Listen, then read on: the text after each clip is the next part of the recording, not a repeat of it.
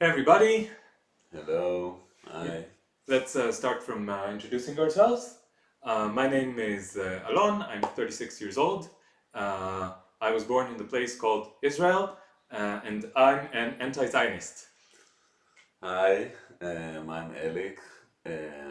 Wow, it's exciting. Yeah, I'm also from the place called Israel. Now I live in Tel Aviv. I'm 33. I'm a musician. And I'm also anti-Zionist.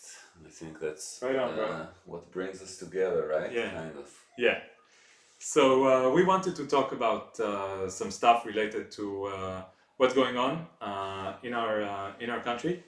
Um, so this has been about 3 months since now is the beginning of January 2024. So it's been about 3 months since the October 7th attack. Um, and we wanted to kind of talk about our experiences since then. Um, we've experienced a lot of different things, different emotions, and we think discussing this would help shed some light. Our personal situation can shed some light on the more general societal political situation here in the place called Israel. Um, so, Elik, do you want to like start talking about telling us what happened to you? Mm-hmm. What did you feel like on October 7th? Wow, that's interesting. Like I feel I have I feel I have to speak about a bit what I was going through before, Hmm. Okay. because I think I'm not like you. Got out of this, I don't know, Zionism cult. I don't know how to call it, but it happened to me like completely quite recently, like in the last year, In the last year. before the war, yeah, Yeah. before the genocide. I started being interested in this. I think like part of the weird thing about being an Israeli that you can live here and like not know anything about it. Yeah. Like you do your part in helping it, like when Yeah. you're in the army or something, Yeah. but like I wasn't a combat soldier, so they gave me some Yeah. job, you don't know anything about Yeah. the I thing wasn't as a a whole. combat soldier either.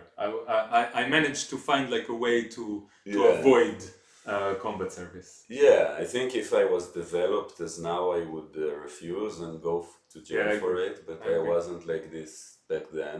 Yeah. And I find my way how like not to do stuff, not to see stuff that I don't want to see, not to Mm. do stuff that I will feel regret after. Yeah. Even though I do feel regret about, like I did a job called soldier teacher, and you go to school in Yeah. uniform and you help kids, and Yeah. like it's fucked up too, So it's kind of propaganda, like you were Yeah. unknowingly and unwillingly part of the Zionist propaganda, the Yes. Zionist militarist propaganda. Yeah. Yeah. For me, it's also difficult to know that I was part of this organization. When I was even young, when I was, let's say, 14, Mm. I already called myself a pacifist. Okay, Yes. and then I knew that in a few years I would be drafted to the army, and I would have no choice but to serve in the army, and this was very stressful for me. I just wanted Crazy. to to study math at university, Yeah. and then they say, "Oh, you have to go serve in the fucking military," and and I I had thoughts about refusing. I had thoughts about finding some excuse to avoid service, but there was a lot of pressure from all around, like from my parents, for example. They said to me, and also I think they were right in some sense. This is the problem, that those arguments carry some weight in our society. Mm-hmm. They said you don't want to stand out as someone who refused military service. You don't want this to be a stain on your resume. You don't want, like, let's say you want to go find a job after. I Yeah. don't know if I had these clear thoughts when I was, let's say, 17, Yes. but some of it was there. So let's say I want to find a job, and then they asked me the first question. What is the first question they ask on every interview? What did you do in the army? Especially if you're young. What did you do in the army? And then I have to say, oh, I didn't go to the army. Oh, why didn't you go to the army? And then it starts a whole discussion, and I don't know who's in front of me. I don't know if they might be like brainwashed Zionists who would think, maybe even like subconsciously, that if I didn't join the army, that I'm some kind of problematic leftist, you know? Yeah. And So it's this is one. also deeper than that, like Yeah. because of the army is so kind of the norm, Mm-hmm. so it means something is wrong with you. Like you don't do what everybody does, and you Yeah. don't, like, I don't know, you don't take your part in the Yeah, yeah. social effort. You're only taking, you're not Yeah, giving. yeah. Yeah. As if like it's a normal thing that person in the age of 18 basically becomes drafted to the worst kind of slavery that exists. Like Yeah. Yeah. you're Yeah. sent to, you're jailed, and then you're taken to like kill other people and Yeah. risk yourself. Yeah. Yeah. It's And horrible. this is It's like horrible. service to society, you know. It's like This is horrible. And if you think about it with like a clear mind for 1 second, like you whenever you think about what's going on here, you kind of have to use the filter of the ideology, because otherwise you would not be able to process it. If you look at yeah. it with a clear mind for like a few seconds, you go, what the fuck is going on? Like, they're taking me to kill people? To kill people? What? No. Like the sixth commandment, right? Is thou shalt not kill. You're like, what? Yeah. This is a Jewish country and you're sending me to kill people? What? But you can't even think about it like that. You can't. You can't, It's because treason. it's treason. It's treason to think like it, and it's also it would drive you insane to think like it. Yeah, you cannot. That's bring us back to now. Like Yeah, now, okay. where it's became like things, because it was always there. That's the point. And but I could ignore it, and I started to stop ignoring it a year ago when I visited. I just going back to the story because it Yeah. That's connected good. me. Yeah, let's Yeah. listen to the story. Yeah. And there was a friend in some like left wing bookstore, and I saw like on the shelf the book, The Ethnic Cleansing of Palestine. So this was when? This was when? Almost a year ago. But can you also explain, maybe for context, like what kind of position did you have before that? So I had many doubts, and I was already like, I knew I'm like against the occupation and stuff, but I think that the change is not only the content of what I thought about it, But maybe the context.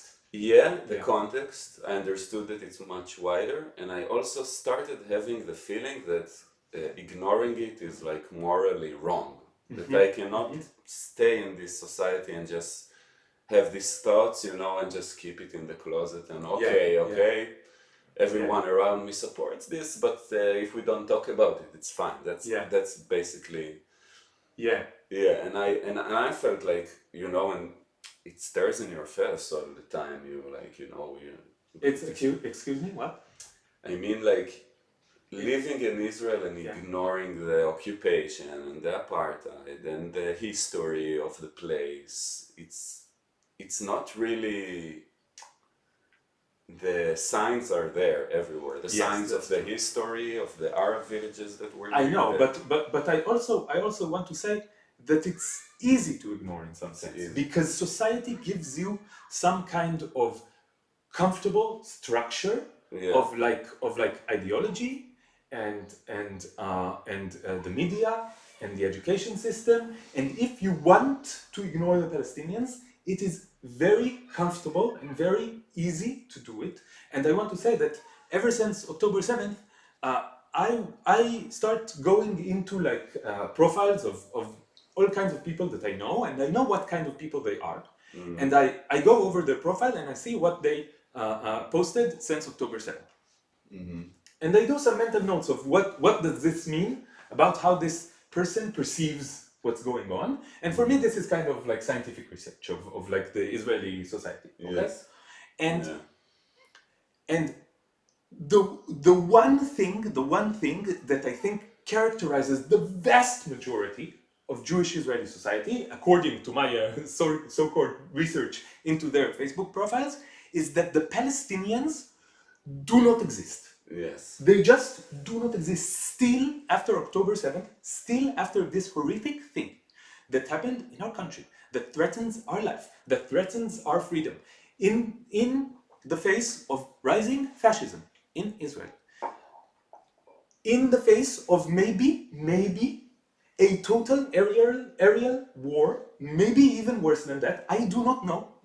Nobody knows what will happen. Nobody knows where this might lead.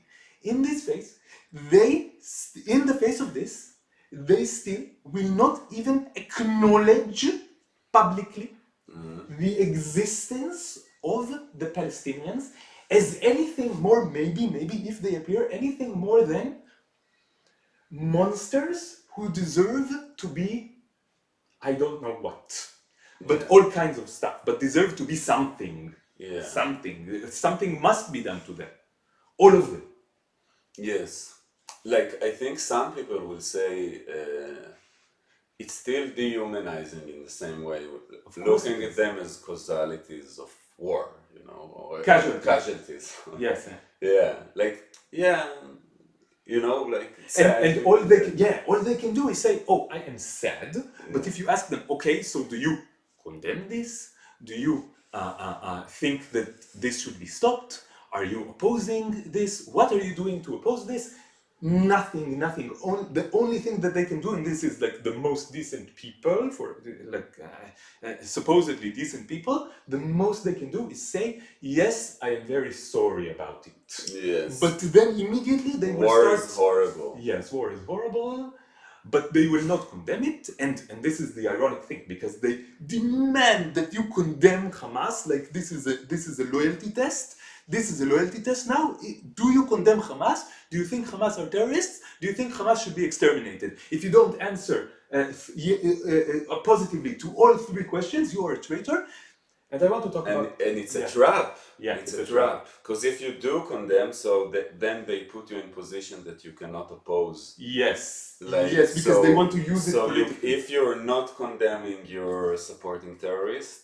And if you're condemning, you must support what is going on now and everything that is going on now, without any reservation. Yes. So this leads me to something else I wanted to talk about, and I wanted to also hear your experience about this in like Israeli society. Okay, I believe that one of the main mechanisms in which Zionism works, which I think is very very characteristic of cults, and this is one reason why I call this a cult, which is the kind of thinking of, are you with us or are you against us? Yeah.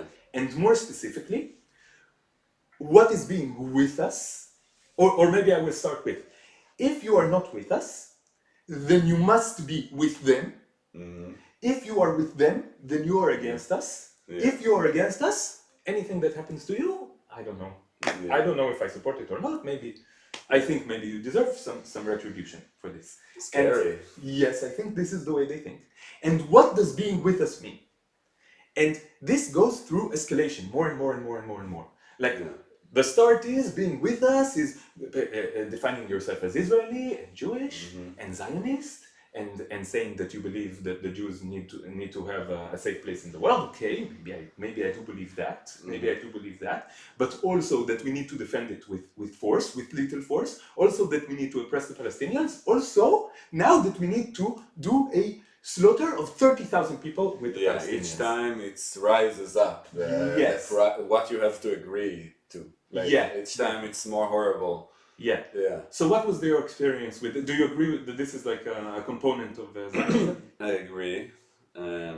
I think, but we have it also towards the past, right? Like you have to justify the past crimes, and you have to justify the present crimes and the future crimes. Like you have to sign up to all of them. It's like an all or nothing plan.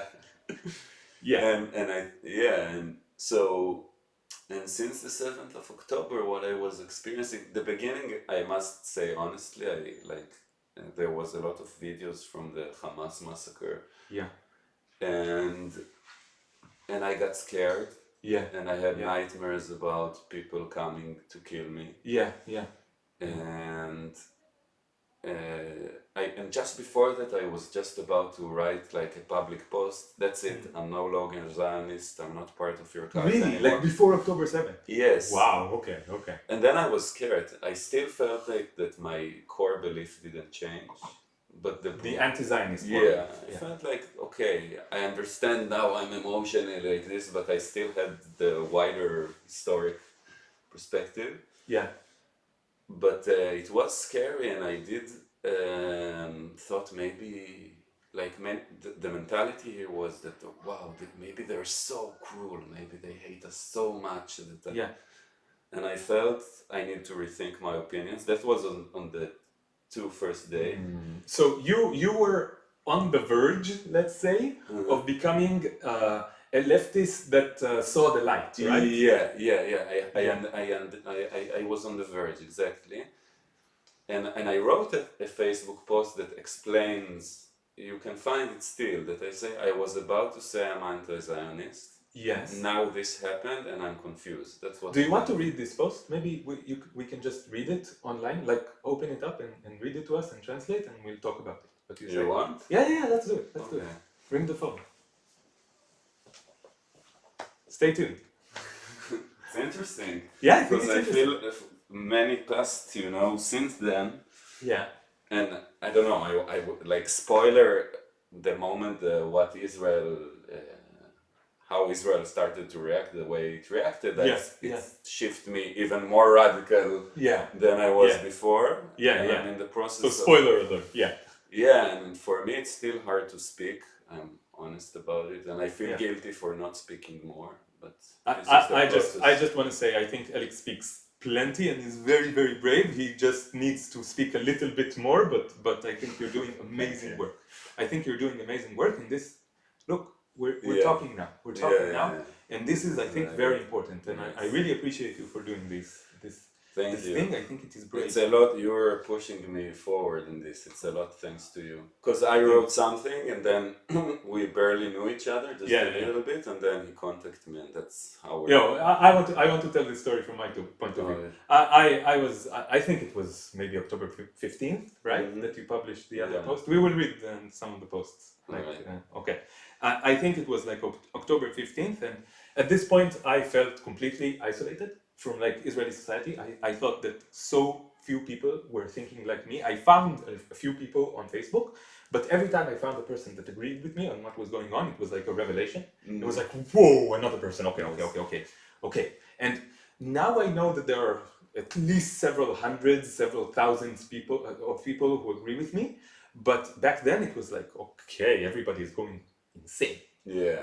And then I read your post and I remembered you. We met only like once at the party before it. We had a nice conversation and we appreciated each other, but we didn't really know each other. Yeah. And I read your post and I kind of like yelled to Tamar, my girlfriend. I said, I found another brother. I was so excited to see that you. I was like, yes, okay. Yeah. Okay, you were not rotten. Like this is what I thought, and it was and then I entered to your profile and I was like, fuck, he's saying the stuff that I want to say, but I'm not courageous enough to. Yeah. So it was. Okay. Exactly. So immediately at that point we connected, and we and we are now much closer now on the basis of this, on the basis of like I just think you're a good person, but this is like what brought us together. So this is. I think it's like a small irony of the situation. What's going on is so horrible on so many levels that I cannot even fathom it. But even in this dark time, there are like the light creeps through in all kinds of weird ways that you would not expect. Like for example, you become much more connected with people who you like. Oh, they're a friend I didn't know. Like this, it connects people in like a weird way, but a way that is good, like 100% good. Even in this like horrible situation, there are things that I can say are 100% good that happened. Yeah. Nachon means right. Yeah. So you were telling, you wanted to read the post that you wrote like before October, very early after October 7th, right? Yes, it was early. Okay. So read it to us. Let's look. Look in my profile. Yeah, in your profile, just scroll. Yeah.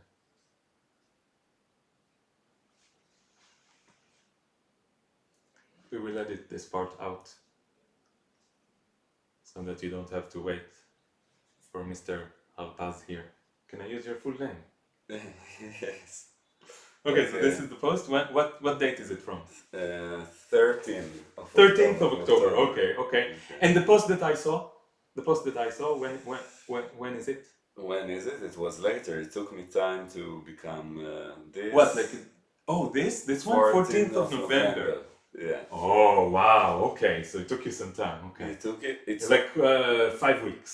5 weeks, yeah. because I must say, I wish I would be more brave. I'm honest about it, and I want to do say because I feel that my moral compass telling me you should do something Yeah, every fucking day, yeah, yeah, put the yeah, message into the world. I think that's what everybody needs to do now. yeah, And yeah, but this is the process, you know. yeah. I want to say about this, Mm-hmm. like almost immediately after October 7th, Mm-hmm. I kind of assumed what was going to happen. I didn't know the like scale of it. Like when it was revealed that when the scale of October 7th was revealed, like the 1,300 casualties, now they're saying 1,200, I don't know exactly what the number, but like in like over 1,000, like 4 digits, I was like, fuck. Because like before it, I thought, okay, this is going to be the scale of the response. Mm-hmm. And when I heard that it was 1,200, it was like, okay, so what's going to happen here is Is going to gonna be be like like even like 10 times worse than I they're thought. gonna unleash the gates of hell. Yes, That's what they did. yes, They and I started. kind of assumed that this would They, happen. yeah, they say now we have the green light to make a hell on earth. Yeah, That's what yeah, they wanted, yeah, yeah, yeah, to punish a whole population. yeah. So Yeah. I kind of knew that this would happen, and then like immediately I switched into gear. Like I was like, okay, I need to write against it. Like I need to, and I think it was maybe October 9th or 10th that I already recorded, like the first thing I recorded on Instagram.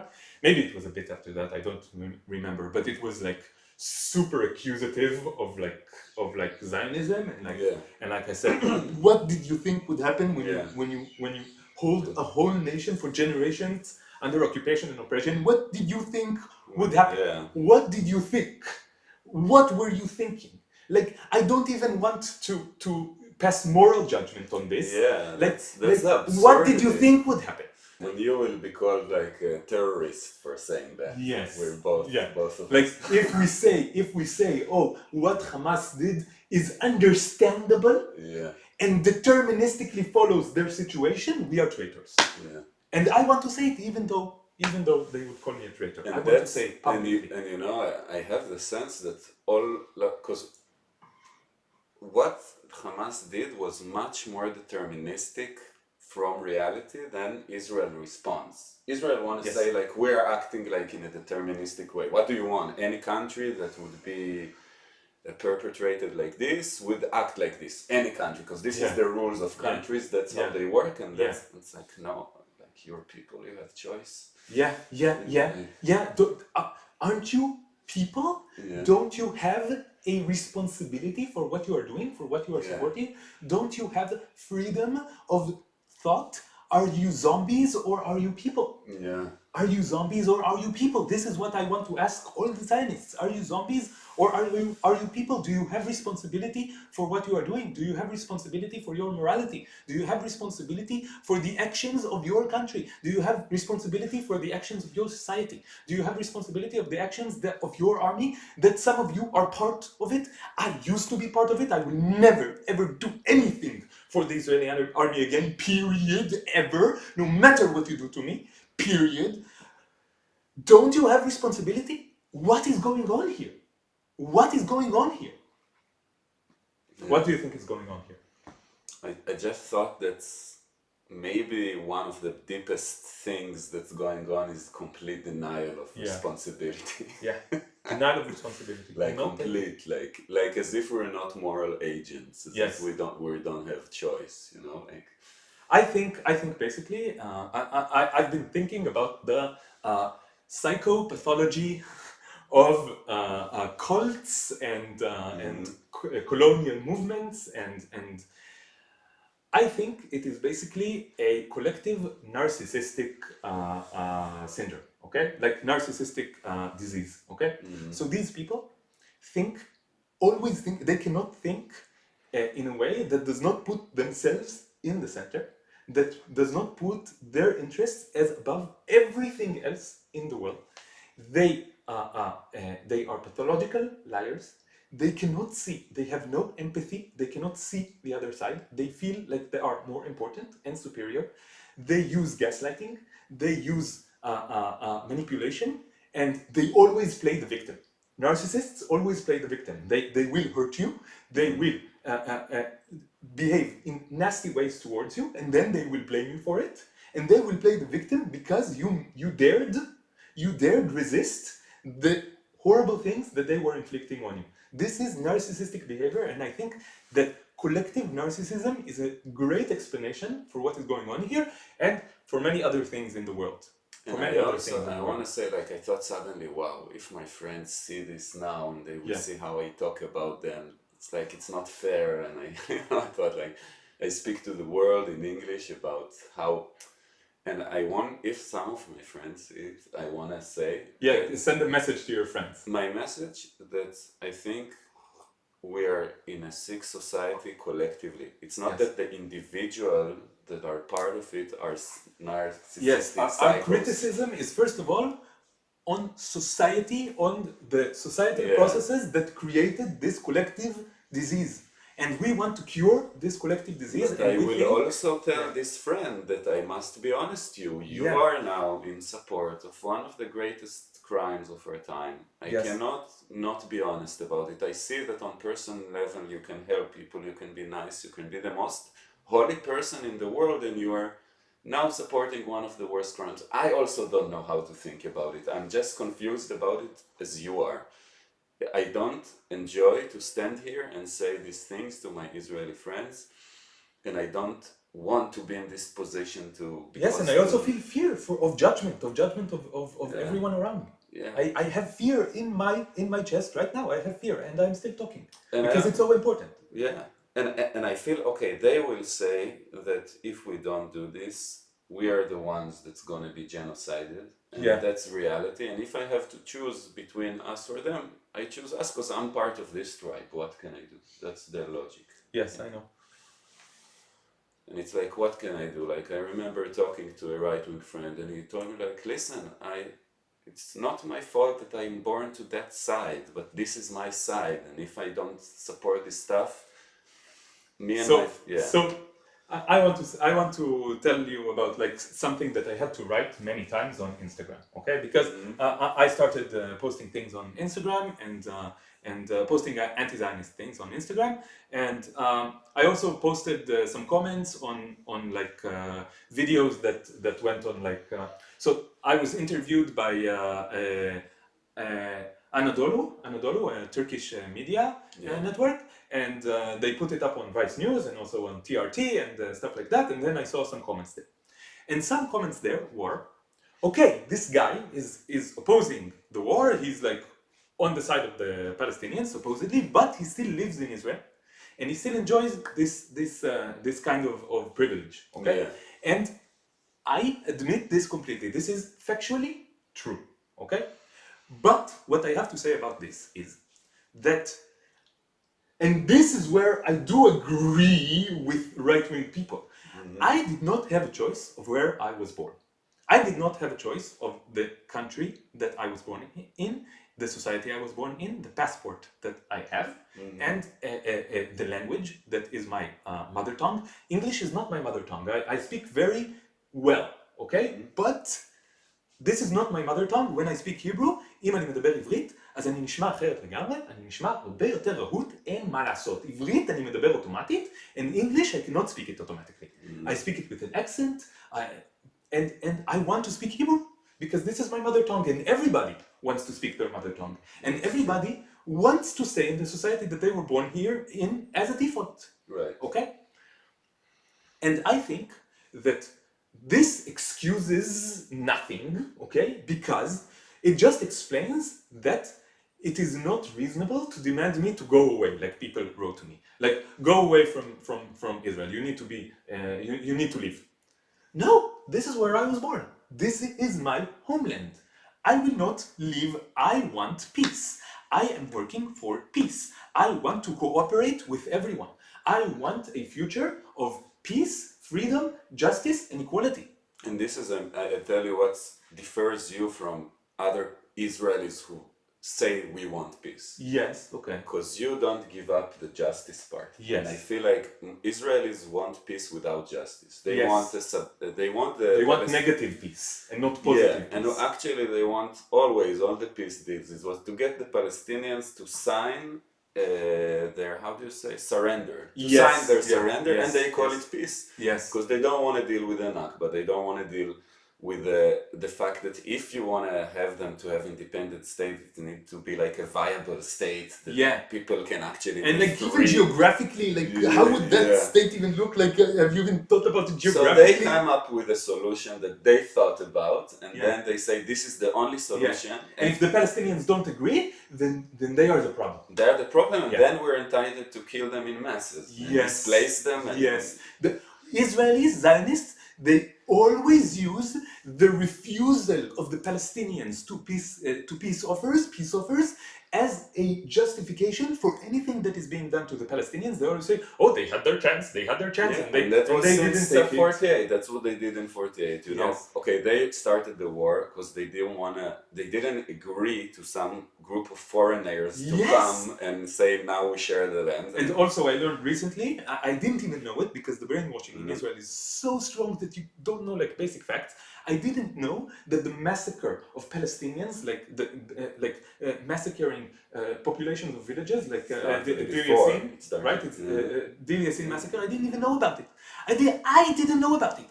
I didn't know what. How didn't I know about it? And this was before. I didn't educate myself enough. I know. I'm on the right side, but I didn't educate myself enough on the facts because I didn't need to know all these facts to be on the right side. But now I need them to fight it. Okay, so I'm gonna learn.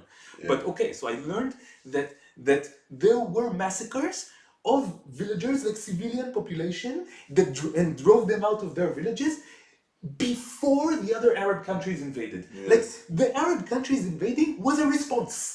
It was a response to something that happened, to massacres that happened. Yeah, because we learned that it's the other way around. Yes, that they invaded and we protected ourselves. No, fucking no, that's not true. Yeah, and then we displaced like almost million people as a result of war. Just like now, we kill thousands of people. Because we don't mean it's just a war, you know, we're just trying to kill terrorists. Like, stop lying to us and stop lying to yourselves. And to the Israeli public, you're not beating Hamas. Hamas is kicking the shit out of them. No, that's what's happening. People here don't know, you know, I see every day video of Hamas people like killing Israeli soldier, and they tell me that I'm a traitor, that I want to stop this war. And, and to stop them. Like, people tell me, don't you respect the troops in Gaza? I want them to come back. I don't want them to do it. I don't want them to die. I don't want them to die. How am I a traitor for not wanting my own people to die? How am I a traitor for not wanting my own people to die? This is the insanity. This is the insanity of this cult. I don't want people to die and I'm a traitor for it. I don't want people to die. This is the basic thing. I don't want anyone to die. Anyone. And people think that if you're in the position of not wanting anyone to die, you were detached from reality because you're in your hippie or ideas. They say you're naive. They say you're like you don't understand where you're living. You don't understand Arabic, which I don't understand Arabic. I admit it, but that is the result of the Zionist cult not giving me the proper education that I require. Like knowing Arabic here, I didn't learn Arabic because they didn't offer it enough. Like they don't push you to learn Arabic. They don't push you to learn the language that is like native to this land. But it's also our responsibility to learn. I know, it's my responsibility. You're gonna go to an Arabic lesson very soon. I don't do homework. Okay, but you're trying. I'm doing this. This is important. This is important. We're using our time to do like the most important thing that we can think of. Okay, so do you want to read the post that you wrote on October 13th? I wonder if it's gonna be a bit I will be shamed for Maybe what I translate say. it automatically and then read it in English. Okay. And I will. Alright. Oh, it's long. It's really long. Oh, I it's really really don't long. want it. Maybe give us some highlights then. Some highlights. Alright. Yeah, I will give you highlights. Okay. So I don't need to read it. Okay, so I say I'm in big crisis. Yeah. It's a collective trauma. Yeah. I feel like I wrote that I feel like I'm drowning, sinking in myself, just smoking weed, don't know what to do with myself. All of this is like completely legitimate, like everything. Yeah. It is understandable completely. There was a big trauma, of course. And then I kind of said I want to tell you what I had before this happened, what happened Yeah. to me. And for a few months I'm researching the conflict. Yeah. After years of not dealing with it. I saw, and then I tell that I saw a book that what made me go back to start thinking about it is that I saw a book, The Ethnic Cleansing of Palestine. It's a book by the historian Ilan Pappes. Ilan Pappes, yeah. Very good book. Mm-hmm. It's like I read it and I read it like it's not huge, but not like I read it in 2 days. Like, really? Yeah, I was like, Yeah, okay. Yeah. I didn't read it yet. And I know it's not that it's not wasn't in my awareness, you know. It would be Yeah. not honest to say that I was completely unpolitical. Like I knew I heard about Ilan Pappes that he's an anti-Zionist, and but I heard that he's like always obscuring the facts, and he has an agenda, and don't listen to him. He's not objective. That's what I thought. Yeah. And then I started reading the book. This is what I tell in the post, and I saw how much like evidence he brings. Yeah. Like he brings quotes from Ben Gurion's diary. He showed meetings of people how they're talking about displacing Palestinians. Like it was way more systematic and planned. Yeah, like intentional. It was intentional. Intentional. Like the fucking there's.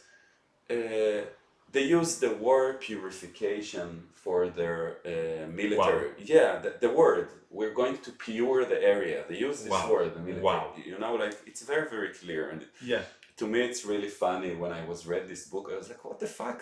Like they use these fucking words, you know? Yeah. Ben Gurion wrote in his diary, like when he came to Haifa after the ethnic cleansing happened, he's like, oh, I never see. Or in Jerusalem, I don't remember if it was Haifa or such a pure Jewish Jerusalem for so long time. You know, like the race. Yeah, the racism is. Wow. Yeah. I knew they were racist, but I didn't know the specific quotes. I didn't know that. No. Yeah, and now I'm arguing with my parents about it. Like, no, Ben Gurion. They admire Ben Gurion. He's the pragmatic Zionist. Yeah. Fuck them, really. Okay, so continue with the post. All right. So I read this book, and I tell how for a few months it's kind of twisted my mind. I was walking in Tel Aviv and like, fuck. Yeah. And then like the estrangement from society. I just want to give you an example of the mindfuck, okay? I started thinking about my childhood memories and places. Okay? Yeah. My parents' house, Katamon, okay? Yeah. One house next to my house. Where is Katamon? In Jerusalem. It was a Palestinian village. Yeah. Oh, I didn't know that it was Palestinian. There was I think there was resistance there. I don't know the story. It wasn't just kicking them out with no. Like I think there was resistance. Okay. Yeah. But it was ethnically cleansed. And next to my parents' house, there's a house of Khalil al-Sakakini. Okay. Which is a Palestinian intellectual who was an educator, and my father once brought his diaries. It's a book, and he has the most advanced ideas about education that you can imagine. Oh, really? And he's Palestinian. And he's talking about how you shouldn't force kids and how you need to engage in dialogue in education. And my father is an educator that writes very, very critically about the education system. Yes, okay. So he brought this book, and I'm like, look, this guy, and he lived here, and our army, and I just thought, what would happen if we lived together, and maybe this guy would still be and there, they would be friends, and they would cooperate in their research, and they would bring a new educational system that brings good to the world, but they cannot do it now. Okay, so this is my birth. And then second place of my childhood, my parents' kibbutz, also built on the ruins of a Palestinian village. לוחמי הגטאות in the Galilee. In the Galilee, okay. In the and you see the signs of the, you know, like you see the leftover. And third place of childhood, the beach next to מושב דור and קיבוץ נחשולים. Okay, where the massacre of Tantura occurred. Oh shit. So all of my places that it's like distorts your fucking childhood memory. I think everything that seemed so pure. I should check about the places where I was born. So where I grew up. If you really understand this, so you cannot, not your soul, something happens there. But I don't know why it hit me so hard. I have a similar story. I think it's mind blowing. I was driving. It was a little bit like 2 weeks after October 7th. I don't remember exactly. I was driving with my girlfriend, and we were going in some area, and I said, "Oh, is this where Khiria is?" Turns out I was completely wrong. It was like the other side of the country, but never mind. I am very bad at geography. I apologize. But I started thinking about Khiria, okay, and I was like, that sounds a little bit Arabic. Wouldn't it be ironic if this was an Arabic village? And I want to explain what Khiria is. Khiria is, like, historically the huge dump of Israel. It's like a place where they threw all the garbage for like decades, and it became like the most polluted thing. It stunk to like high heaven. If you drive next to it, it stunk completely. Now it's like an ecological park. I don't know what it even means. I don't know. Like, it's better now. They say it's better now. But this is like historically like the biggest dump in Israel. And I was like, wouldn't it be ironic if it were a Palestinian village? And my girlfriend looked it up and she said, "Oh fuck yeah!" So it was a Palestinian village, and they killed some people there, and they drove the rest out. And then this is the most awful part in my mind. Those who were drove out, they begged Israel to come back after the formation of the state, after the declaration of independence, after the formation of the state of Israel. They begged Israel to let them come back. They said, we accept Israel, it's okay, we accept it, okay, we accept it. They wouldn't let them come back. The descendants of these people are probably refugees at the moment, and they didn't let them come back. They destroyed their village, and they put a huge Jewish dump on top of the village. I think if there is anything, it's this thing. If there's anything that's a metaphor, that's a perfect metaphor for Zionism, this is it. This is it. And I like guessed that this would be the truth, and it was even worse than I guessed. You know, I have now suddenly feeling when I like of rage when I read the book. Rage. I was like fuck them. Fuck them. They lie to us. And it took me years to deprogram all the lies, and I'm still doing it. I'm still working on it. I'm still like, and I'm a smart guy, okay? And I'm pretty aware of what's going on around me, and I read a lot of stuff, and but I'm still working on like deprogramming myself from this horrible propaganda from age zero. Yeah, and just to tell you how it's everywhere, okay? The 3th Street Alon came to visit me. This is my apartment. The street outside is the Etzel, which is a gang that massacred Palestinians. And then another one is Lehi, which is another. And all the names of people, army generals that are war criminals. Like this whole neighborhood is 70% names of war criminals. 70% of street names in Israel, I believe, is like somehow related to oppression of Palestinians. This is my assumption. I don't know. Maybe there is some research about it. I don't know, sociological research about like what percentage of names of Israeli streets are. So many streets are named after like plants or I don't know, like concepts or whatever. But many is like army generals, politicians who are related to this, organizations that are related to this, names of places that were like Hebrewified, stuff like that, like in like I think maybe 70%. It's like taking some.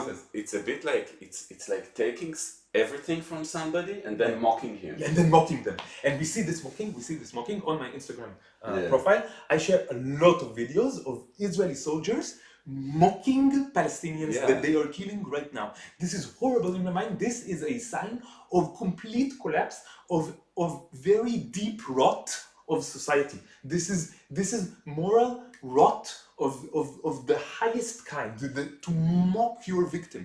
To mock your victim. And they're also mocking the Israelis, the people who are in power. I think like they know they're not winning. They know they're like not improving our safety. They know all the, I believe that in the highest level they're so cynical that they know. Maybe not, or I don't know what the mentality of the psychopath. I guess it's like half, them. Like every case, like Donald Trump, for example, it's like half psychopathy and half like active, conscious manipulation. I don't know, man. I don't know, and you know what? I don't fucking care because the effect is the same. In the end, the effect is the same. Yes. Okay, so you want to continue? About the end, I want to see, look how I changed since. So I tell, and this is really happened now. After I read this book, I came to my family in a dinner just before 7th of October, and they were arguing about the stuff that was going on about the judicial reform. And I just couldn't hold it anymore. I was like, you know, guys, I think that's all fucking big bullshit. I don't care about this judicial reform. You're all Zionists. You're supporting the apartheid regime. The word democracy doesn't mean shit when you have apartheid. You say democracy, but this is an expression. You don't give a shit about democracy. I want to say a point about this. When Zionists say democracy, what do they mean? They mean democracy for the Jewish population in Israel. Maybe they would include the Arab Israelis, the Palestinians. This is conditional, like you have to behave well. You have to behave well. And also, you will never get a position of power. Never, unless you suck up to Zionism completely, then you might have a small position of power. And this is the democracy that they have in mind. And I'm speaking about the people who yelled for months. I think this is an amazing They say they would not serve because of the judicial reform, but they're fine with bombing tons of innocent people. This is okay with something about their values. Their values are completely out of line. And these people, they went for a year. They went every week outside of their house and they yelled, Democratia! Democratia! They yelled it again and again and again, thousands of times. Every single person yelled it thousands of times, and every single time they meant democracy for Jews only and not for the Palestinians, not for the Palestinians in Gaza, not for the Palestinians in the West Bank, and not really for the Palestinians inside the Green Line area. They never meant it. Because for them, it's like you said, they don't exist. Yes. That's why they think they're for democracy, because they don't even think that the Palestinians exist here, even though they're a majority. Yes. Like numerically, I don't know exactly, but I just want. They're almost. Let's clarify the fact. As far as I know, this check the numbers, but the numbers are, I think, 6 million Jews live in Israel. Maybe 7 million Jews live in Israel. In Gaza, there are 2.3 million. Now it's going to be maybe 2.2. I don't know, which is horrific. But the question is also if you count. I count the refugees as well, because for me they are the people of this land as well. You know. I agree with you completely. And you know what? I never counted them, and I think this is a mistake on my part, and I should start counting them. But even if we don't count them, we don't know. You know, it's we don't know. It's really possible to know how many people. And how many. We don't know. Nobody really counts it. I don't know, maybe there is scientific research that gives estimates for how many people around the world are of Palestinian descent and would deserve the right of return if any semblance of justice was. 6 million, something like this. Maybe that sounds like a correct number. And but even if you don't count this, because it's vague. So I checked this on Wikipedia, and turns out we weren't really far off. An exact figure is not known. But it is estimated that more than 6 million Palestinians live in a global diaspora, which is the number that Elik cited. So this is like a lower estimate. So 2.3 million in Gaza, and maybe 3.5 million in the West Bank. I don't know exactly, between 3 and 4 million, I think. So together it's like 6 million. And then 2 million more, 1.5 to 2 million more Arab Israelis, which is Palestinians who got Israeli citizenship after the formation of the State of Israel. So together it's a Palestinian population of around, let's say, 7 million, which is half and half. Yeah, Half right and half now. people living here now between the river and the sea. Yeah, between right now. Yeah, 50-50. 50. If Israel was a democracy, if there was democracy between the river and the sea, this genocide literally could not happen because 50% of the population would definitely, without any doubt, oppose it. So this genocide could not happen. 50-50, you cannot do such things. But you know, it takes me to the Jewish genocide, you know, the Holocaust. Yes. Because what states does to population that they want to exterminate? Yes. They take their citizenship away. Yes. They say, because the citizenship is like a protection for the person. Yes. That's why they're... It's a kind of sign that you are part of society. Yeah. Yeah. Yeah. And the Palestinians were never citizens from the beginning. Yes. And those who were second-class citizens, always. Yeah. And that's why, like, Israelis feel like they say you want the destruction of Israel if you want to give equal rights. Because they don't see them as part of Israel, even though they're physically here and live under the same regime. And then they say we went out of Gaza. Yes, but you control the border. You control the land, the land border. You control the sea border. Yeah. You control the aerial space. You control the aerial space so much that you can send the airplanes to bomb it, and there would be zero response. This is how you control the airspace of Gaza. You control Gaza so much that you can commit a genocide there and there will be no resistance. This is how much you control Gaza. And now you are proving how much you really control Gaza. Maybe before you didn't control it like as explicitly, okay? But the implicit threat of this control was always there, and you proved it now that you completely control Gaza. You control Gaza as much as you want. And I think also, like, the part of the Zionist dream of, like, cleaning completely the land from Palestinian. So they always want to keep some kind of resistance that they will have an excuse to ethnically cleanse more. That's what they did in 48. And I'm not saying to down the Palestinian resistance, because I think they are the winning here on the overall, but I think that the Zionists have this thing that, okay, we control them, but we allow some resistance. And this is very classical of colonial and supremacist regimes. It's always like that. They wait for the violent response, and then they use this violent response to inflict even more violence. Now I understood something. Okay. Why this colonial strategy at this point turned against itself. Okay, so this is related to what Fanon wrote, right? I didn't read it yet, but Elik sent me the name of this philosopher. This anti-colonialist. Yes, Fanon. And he was born in a colony of France, an island in the Caribbean. I don't remember the name of the island. And he was anti-colonialist, anti-French colonialist, and he was part of the Algerian anti-colonialist movement. Yes, and I think this dynamics that in the Zionist thinking, okay, great, they did horrible atrocity. Now we can go all the way, right? Yes. But they don't understand that they're killing by doing so. Zionists lost the PR completely in the world. They lost it. And they're also except within fascists. The fascists love Israel. All the fascists love Israel, and everyone who is anti-fascist is on any level is for Palestine now.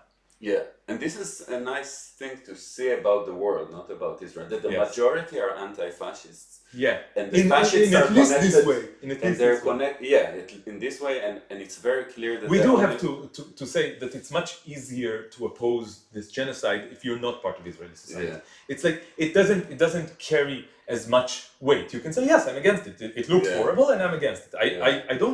I'm not like doubting the motives of the people who are against what's going on in Gaza. I'm not doubting their motives. I'm just saying it's much easier. And if you're part of Israeli society, it's really hard.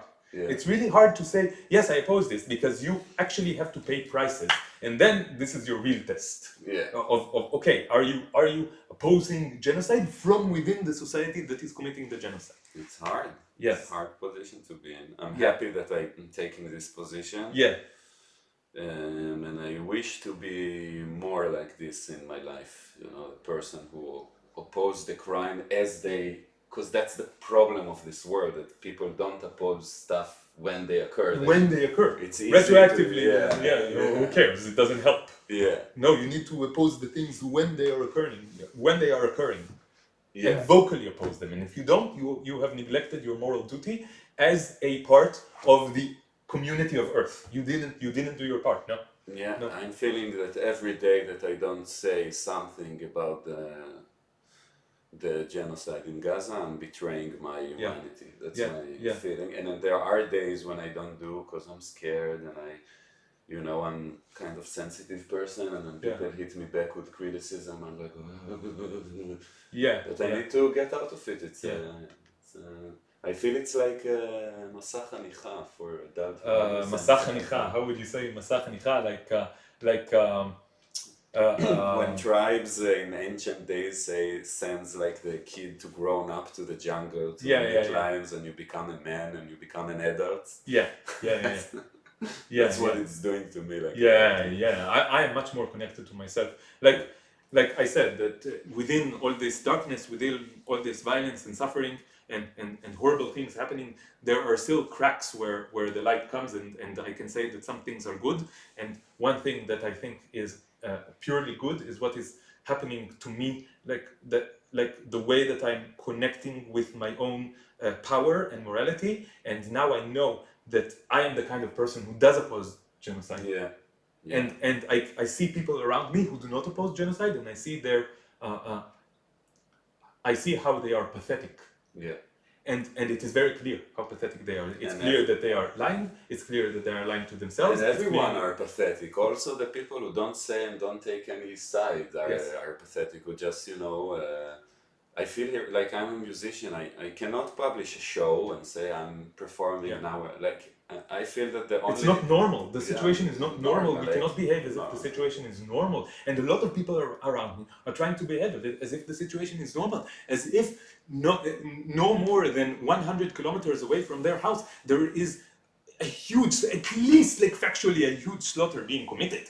Like factually, this you cannot deny it. No matter what you call it, if you call it a genocide or you call it ethnic cleansing, whatever you call it, it is factually true that there is a huge slaughter taking place at a radius of no more than 100 kilometers from your own home, and you're behaving as if this is normal. This is not normal. This is not normal even from your perspective. Even if you don't care about Gazans, think about the effect this will have. Think about, there is something going on here which is very, very extreme on a historic level.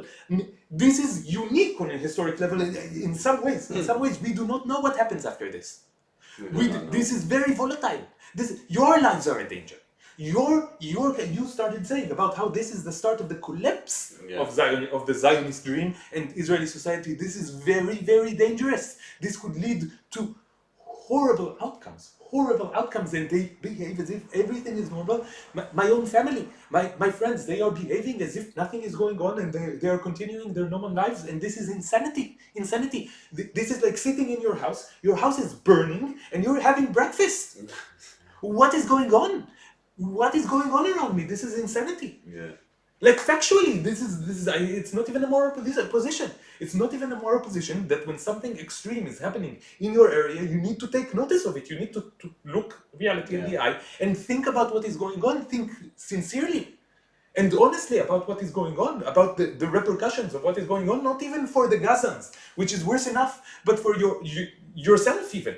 Like, it's not even self-preservation. They always speak to me about self-preservation. We need to protect ourselves. No, that's not what you're doing. You're increasing your risk of death. You are increasing the risk of the collapse of your society. And you're risking us that we don't agree, and you grab us down with you because they force us down. Because I thought about it, that if I would have the courage to stand in front of these people who, I just want to say, yesterday I was in a demonstration in Tel Aviv when we called from the river to the sea, Palestine will be free.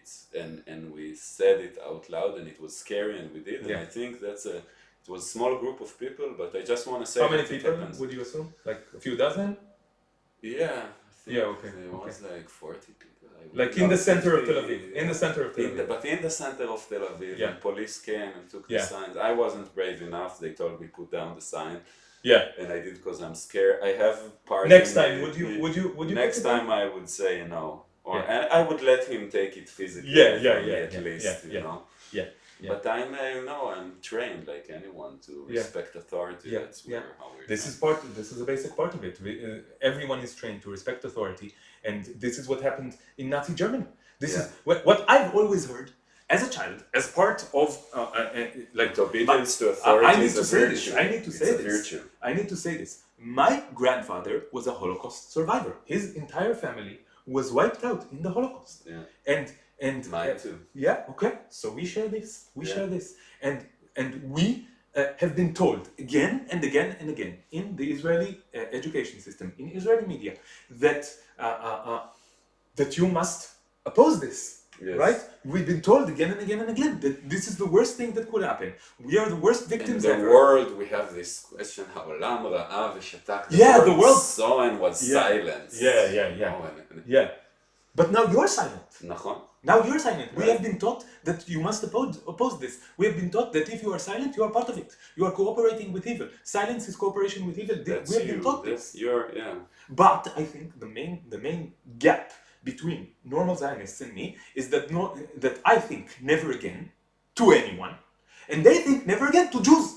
Yeah. Never again to Jews. This is their main principle. They think never again to Jews, and I think never again to anyone. To anyone, and this is why I oppose this. Like, you taught me this. This is what I told my father. I told him, you taught me this.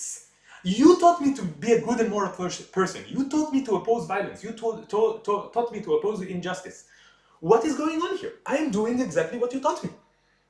I feel like, that it's something that I thought about the West in general. Yeah. I thought, because I thought like in the Western countries, like I thought Western civilization is great. It has amazing values, amazing arts, amazing philosophies about human rights. Yes.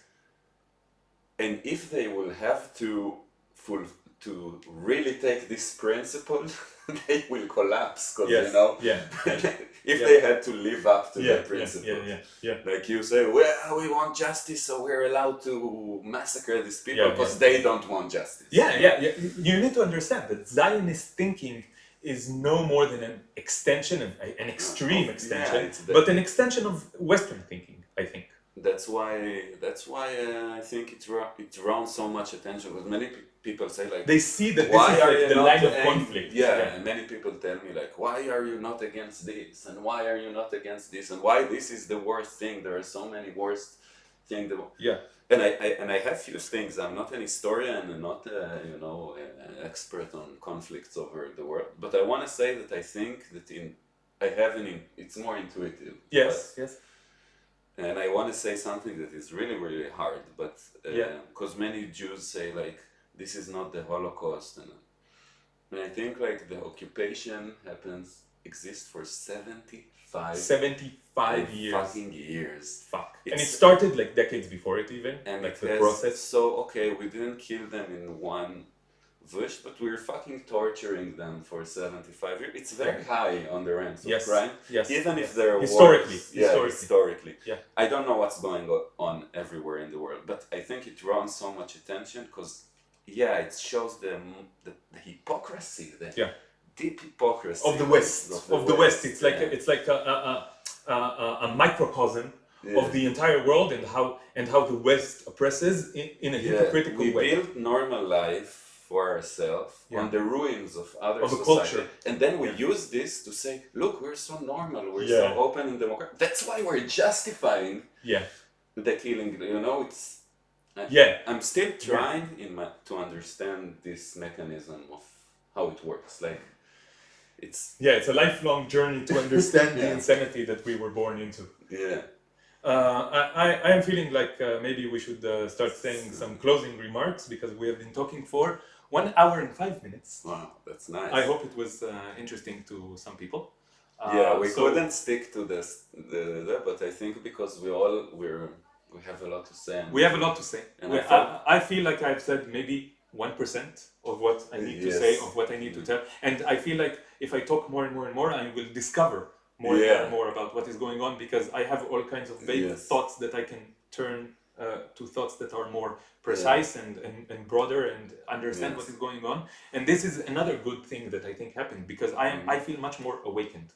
I feel much more in sync with what I need to do, with what I want to do, with what is important and what is less important.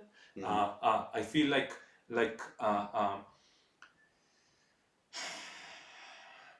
like understanding what is going on here is, and finding any way possible to make the situation just a little bit better in my own way is the most important mission of my life so far. And I have a master's in math, and this is nothing compared to like what is going on now.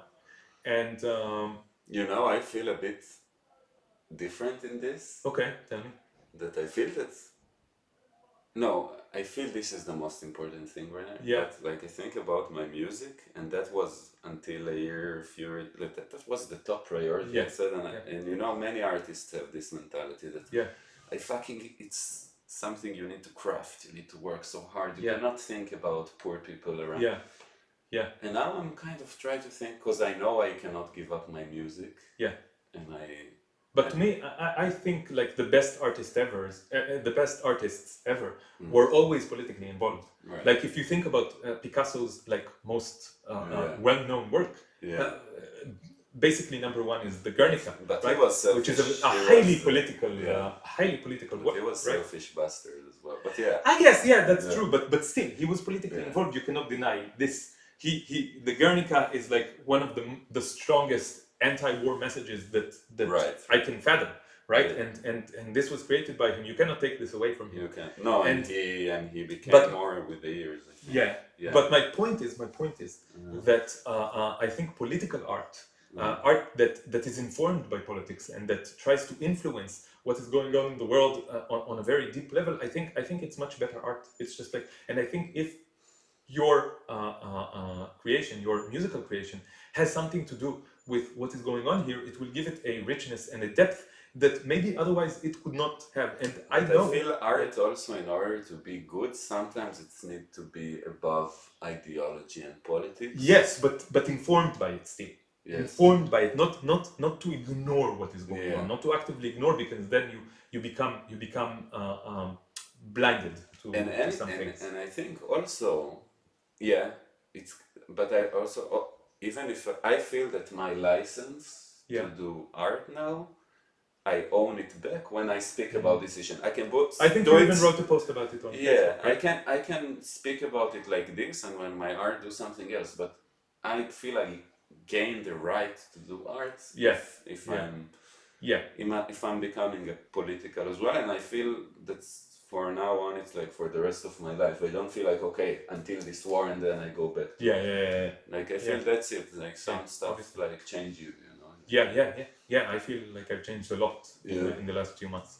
And for me, like the way that this is related to my occupation, like I did a master's in math, and I started a PhD in math, and I didn't finish the PhD. I quit in the middle because I realized that math could not be a central part of my life. And one of the reasons was that I felt like it was too disconnected from everything that's actually happening in the world. It was too like abstract and vague. And the way that I kind of think about all the years that I spent with math, like 15 years, and also I taught math for like 12 years. And what I want to do is to use the skills that I have crafted during this time, skills of critical thinking and creativity and public speaking when I was teaching, and explaining ideas and helping people to understand ideas and to understand what is going on. When I was teaching math, this was my job, to help people understand what is going on in a very abstract realm of reality. It's a pity that it's not taught this way. Yes. Like people feel math is like doesn't have to do anything with this world. So it does. It does, because you have the skills, you've developed skills that help you understand what is going on. And when you understand what is going on, maybe you will have a better understanding of what needs to be done. And and I try to use the skills that I've crafted in my math career, which is now over, I think, for now. But I try to use these skills for doing things that are really important to me, like opposing Zionism and opposing all forms of repression and bringing peace, justice, freedom, and cooperation to all beings on earth, which is the like the deepest hope Amen that to I have. that. Yeah, this is like the deepest hope that I have. And everything that I do is like, it might not seem like it immediately, but everything that I do is like a result of this. Yeah. Like I see the goal and I'm saying, okay, what needs to be done? So I need to oppose oppression. How do I oppose oppression? Okay, so this is a tactical question. But everything that I do is I'm trying to promote this idea of like a world where everybody, all animals, all plants, everybody live together in harmony, in freedom, in peace, in justice, in equality, in cooperation. This is the only thing that I really, really deeply want. This is the only thing that I will never, ever, ever It's kind of a spiritual, compromise it's on. also a spiritual task. Yes, yes.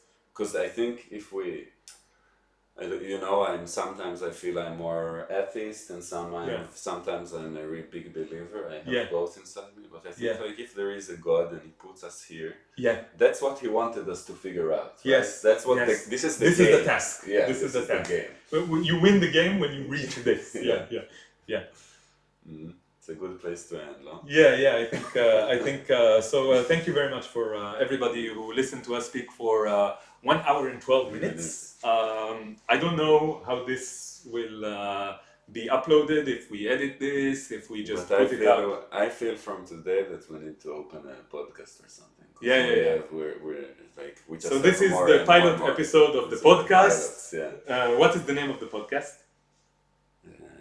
So I thought of a name. Tell me if this sounds good to you. Something against Zionism, right? Or not? I'm saying, okay, so I have two ideas. Right. One idea is AZR, Anti-Zionist Resistance. This is the name of our organization. I want this to be the name of the organization. Okay. And the name of the podcast might be One State Solution. I guess there's already exists stuff like that. I checked it. No. Alright. So One State Solution. I'm in for that. Yeah, okay, cool. Okay, cool.